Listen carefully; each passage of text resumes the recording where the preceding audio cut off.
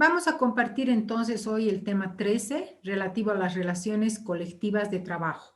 Hasta aquí lo que hemos venido avanzando es el derecho del trabajo tomando en cuenta a los actores en forma individual, es decir, a un trabajador y un empleador, los derechos y obligaciones que tienen y que surgen en esa relación de trabajo de dependencia.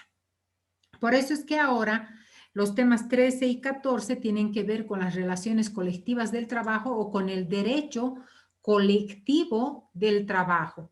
El derecho colectivo del trabajo es el conjunto de normas y de principios fundamentales que regulan la relación entre un grupo de trabajadores denominados sindicatos y uno o varios empleadores y todas las incidencias y emergencias de dicha relación. El derecho colectivo del trabajo nace y se asienta en la libertad de asociación.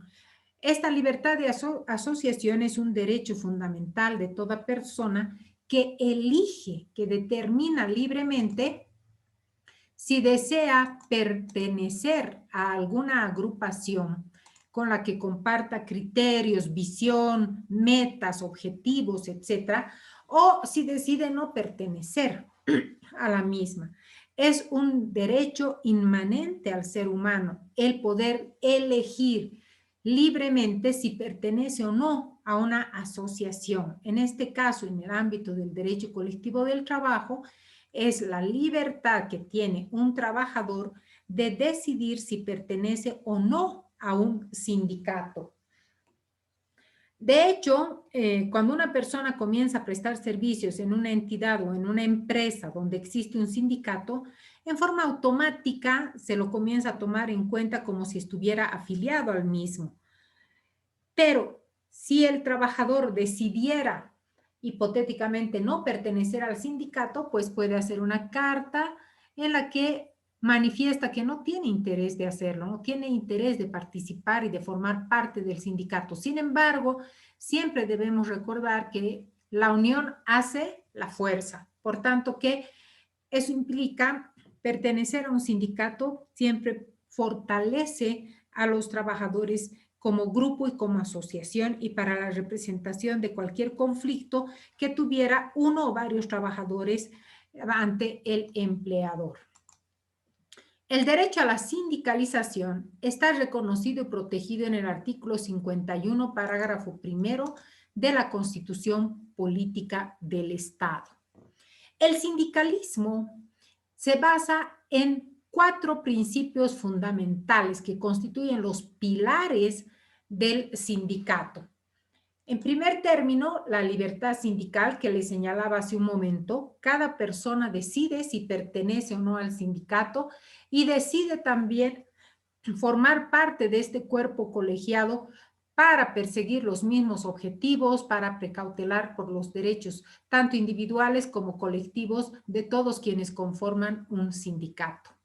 Otro principio es la democracia sindical, que implica que los representantes de cada gremio, de cada sindicato, son elegidos por voto popular de acuerdo a sus reglamentos y estatutos, de modo que existe una democracia para que puedan elegirse a los representantes.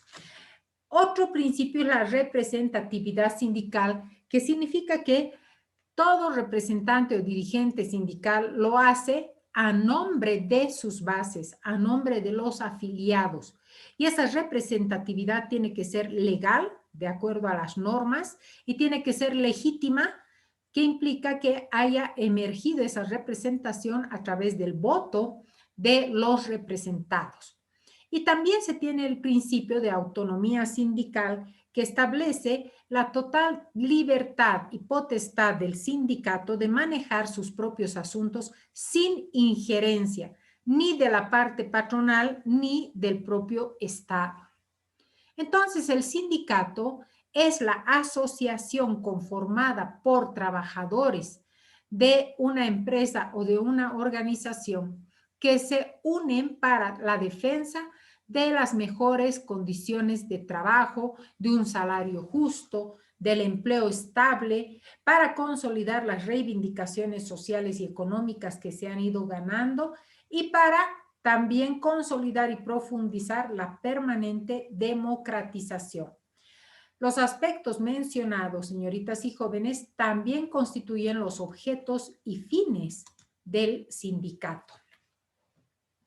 Les decía que el sindicato está reconocido en la Constitución Política del Estado, artículo 51, y tiene como finalidad conseguir y luchar en forma permanente por las reivindicaciones de este sector, del sector laboral, para mejorar las condiciones de trabajo, mantener un empleo estable, un salario digno, etc.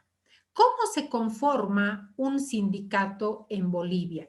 De acuerdo a lo señalado por la normativa laboral, no se puede conformar en casos de gremiales o profesionales un sindicato con menos de 20 trabajadores, es decir que por lo menos se necesitan 20 trabajadores en el caso de gremiales y profesionales para formar un sindicato.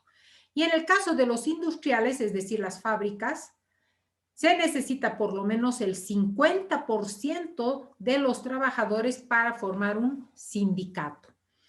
En nuestro país está prohibido que los funcionarios públicos conformen sindicatos, con las excepciones que se tienen de aquellos casos que si bien son funcionarios públicos, pero están amparados por la Ley General del Trabajo. Es el caso del sector salud, por ejemplo, el magisterio, los docentes universitarios, administrativos universitarios, etcétera, que hemos visto en el tema específico relativo al Estatuto del Funcionario Público, donde claramente se señala que existen excepciones para la aplicación plena del Estatuto del Funcionario Público, y son los casos nombrados en los que el Estatuto del Funcionario Público solamente rige como un marco general, pero se aplican sus normas especiales. En el caso de la universidad, por ejemplo, el Estatuto Orgánico de la Universidad Boliviana y los estatutos orgánicos de cada una de las universidades, que establecen y reconocen que tanto docentes como administrativos están amparados por la Ley General del Trabajo. El mismo caso de trabajadores en salud, de los trabajadores del magisterio y de los trabajadores municipales también. Una figura que está reconocida en el artículo 51, parágrafo 6, es el fuero sindical. El fuero sindical constituye una garantía constitucional establecida a favor de los dirigentes sindicales, que determina que los mismos no pueden ser despedidos, destituidos o removidos de sus cargos, de sus funciones o de sus fuentes de trabajo, y que gozan de esta garantía mientras son dirigentes sindicales, mientras subsiste el periodo de su representatividad sindical y hasta un año después de haber cumplido ese ejercicio sindical. Entonces, el fuero sindical es la garantía para que los dirigentes sindicales, quienes están en función de directiva sindical, no sean despedidos y gozan de esta garantía, de este fuero sindical, inclusive hasta un año después de haber completado o cumplido el periodo de su ejercicio como dirigente sindical. Asimismo, debo remarcar que existe una potestad que tienen los dirigentes sindicales para solicitar su declaratoria en comisión. Esto se aplica para los máximos dirigentes de los sindicatos y se solicita ante el Ministerio de Trabajo.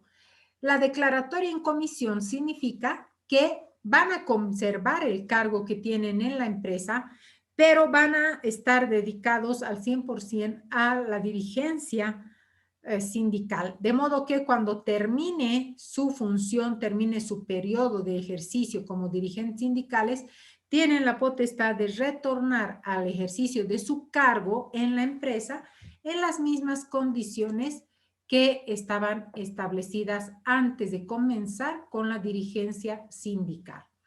Entonces, hasta ahí es este tema, es un tema bastante sencillo, bastante corto, pero muy esclarecedor respecto del derecho colectivo del trabajo y las relaciones colectivas del trabajo, sobre todo sobre la normativa boliviana que rige para el sindicato.